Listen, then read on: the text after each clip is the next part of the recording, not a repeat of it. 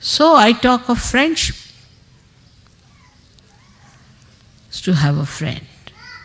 If we have worries, we always tell to our friends, but not to persons of acquaintance. If we have problems, we'll never tell it to somebody whom we just know, by the way, but to our friends.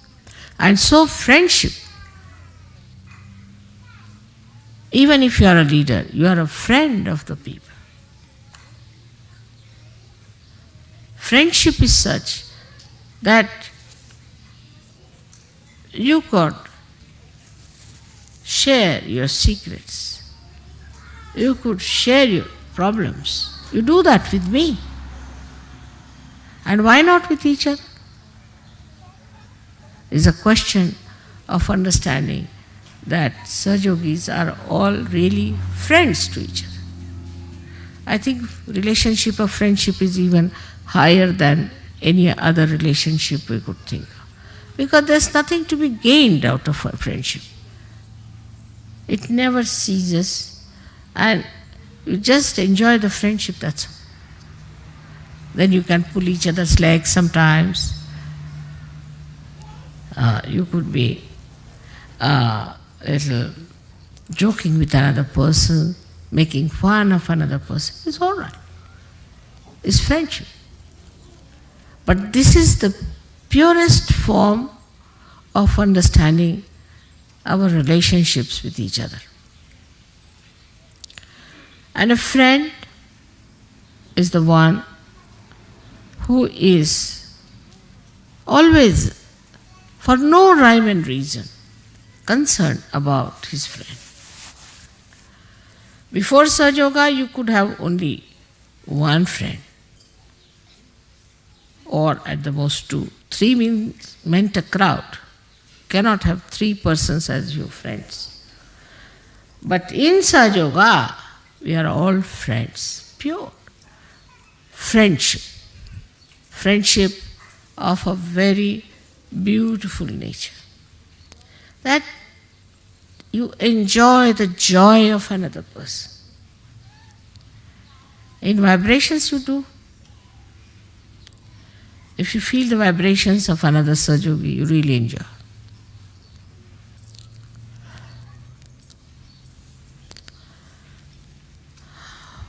I have seen this kind of friendship when we were young, because that time people were more open-hearted. As my father had his friends, he was a very orthodox Brahmin, a friend of his, and he was the chairman of an organization all over the country, and the school one of the schools where I was studying, that organization was running, so he was a big boss in that school. So my father had to go for a case far away, and he took all his family and he sent me to the hostel. He wrote to his friend that I'm going away and my daughter has to appear for her final exams, but I'm sorry I had to go. I'm taking my family with me, but this is a nice chance. So the friend wrote, all right, doesn't matter, you can go away, I'm going to look after your daughter. He came down and he stayed in the hostel, took a room there in the hostel, we all were there. He was a Brahmin, he would not touch an egg. He was a Brahmin. But he knew that I eat eggs and I'm a non-veg. So, these were about summertime had started. But he would still put on his overcoat or a raincoat and walk out.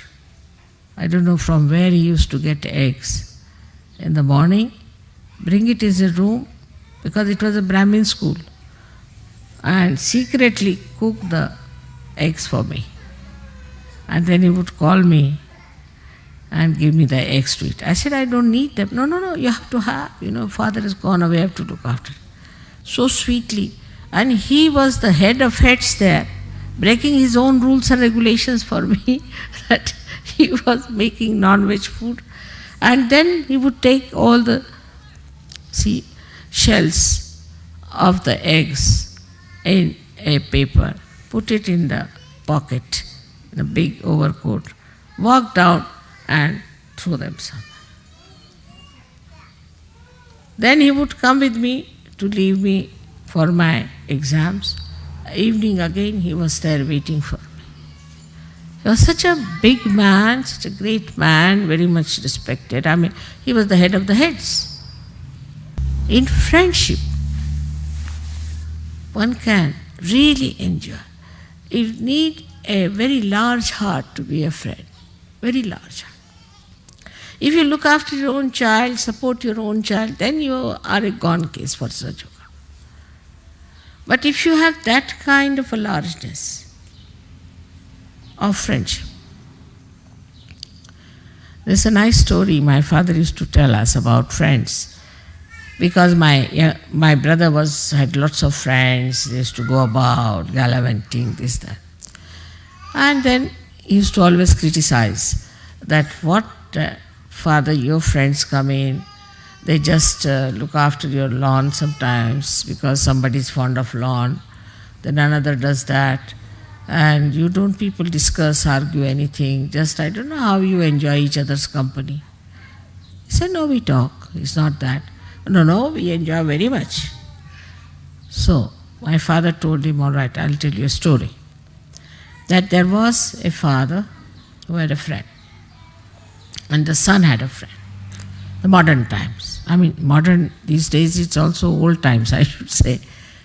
So, the father said to the son that, you see, friendship is where you can always rely on your friend, and your friend can rely on me. He said, really? Yes, he said so. Oh, my friends I can rely. The boy said, I can rely on my friends. He said, really? Yes. So, father said, all right, let's test your friends and my friends. So they went down, they asked, the father went with the son and went to these friends of the son. And the son thought, he told the son that you have to say that I have murdered someone and help me. He said, all right. So, they went to one friend. That friend said, you murdered? Baba, you get out. He closed the door. Another one they went to, he closed the door. Third one he said, no, don't say that you have come to my house. I have nothing to do with you. All his 20 friends said, no. He said, all right, now let me go to one friend of mine. They went there. So they knocked at the door, door would not open. Then he shouted, I am here. So the boy started saying, look at this, your friend is not even coming. He said, no, just wait and see. So about 10 minutes later, the friend came and opened the door, took him inside. What's the matter? He said, I have murdered somebody, the father said. And so we have come to you for help. I knew something must be there. Because why will you come at this hour? So I was collecting all the ornaments of my wife. I mean, if you need money, I better give you the ornaments. So that's why I was late. But he said, if you have murdered, that doesn't matter. Now you've got children, I don't have. So you better tell them I have murdered. Tell me how the murder took place. I'll take the murder upon myself. And the son was surprised. He said, no, take this. Then the father said, see now, this is my friend. You had 20 friends and I had only one friend. This is his friendship. And this kind of a friendship we Sahajogi should have. I mean, with a friend you cannot be tense. Cannot be. That is first sign. And with your friend sitting there, you won't doze off and you won't sleep. But you enjoy. Once I was traveling by train and we had 2 compartments. So in one compartment, myself and one old lady were there. I mean, I was older than her, but she thought she was older. and she was trying to sleep. And in the other compartment were two friends. They had met. So they were enjoying. He was hitting him. He was hitting him. He said, "Hey, you," and like that going on. And this lady said, "Look at these people. They are not allowing us to sleep." So she went and shouted at them, "Will you stop this nonsense? What is going on?" He said, "We have met after a long time, you see, so we are enjoying." He said, "This is not the way. Why are you eating each other if you are enjoying? And don't talk loudly." She went away. Then I went and said, "Now you shout. I am here. Don't say anything. I'll lock the door. This lady won't come." They were surprised. I said, "I'm enjoying the way you are enjoying each other." They said, "You don't want to sleep?" "No, no." I said, "I want to hear what you say to each other." And they were surprised how I was enjoying the way they were hitting each other and enjoying each other. So this is how I have to tell you that we have to be friends. We have to share, enjoy sharing. There's no seriousness about it. How can you be serious with your friend when you just relaxed, enjoying each other's company? Even if you have to argue, doesn't matter. Even if you have a different view, it's all right. But you should not try to impose yourself on your friend, nor your friend should try to impose, but try to understand each other. That's how we are going to learn such a lot. You have to learn such a lot from each other. For example, I learned so much from French, you will be surprised. I learned a lot of things from French, the way they have their art, their ideas of art, their music, their culture. Lots of things to be learned.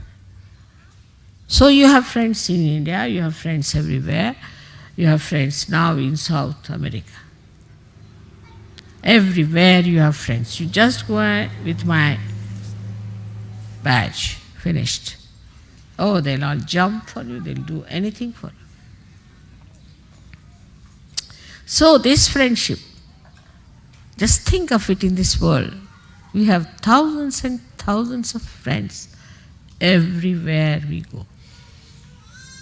And this is what we have to know within ourselves, that we have to be ourselves very, very friendly type. Very friendly. There's an openness between one friend and another friend. There's no closeness, there's no tension, there's no formality and reliance. So much so that you can talk to them about what you want, what is your need, and what problems you have. I hope you understand that love means complete freedom to yourself and to others. If you love someone, then there is complete freedom and understanding. But this love has to be very, very pure, complete understanding. You have to feel that friendship, and you will feel very proud that you have so many friends, real friends. You have so many friends who are real friends. You will be so very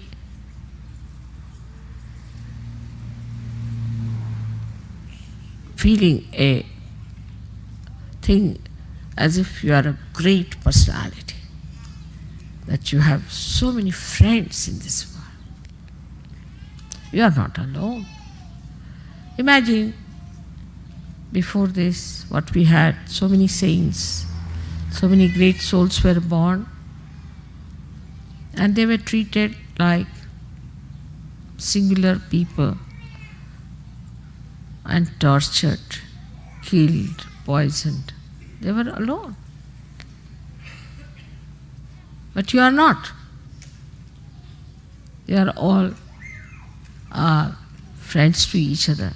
And the greatest friend you have is the divine power, which is looking after you and doing everything for you. So when you meet a friend, you know how you feel, like just taking him to your heart.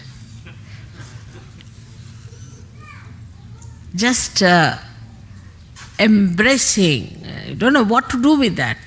And sometimes it's so much that you feel like beating. Beating yourself or beating the friend. That sort of a joy is Allada-daini. That is Radha. So today, let us now, the power of joy, we have to worship today. Power of joy. And this power of joy, which is Allada-daini,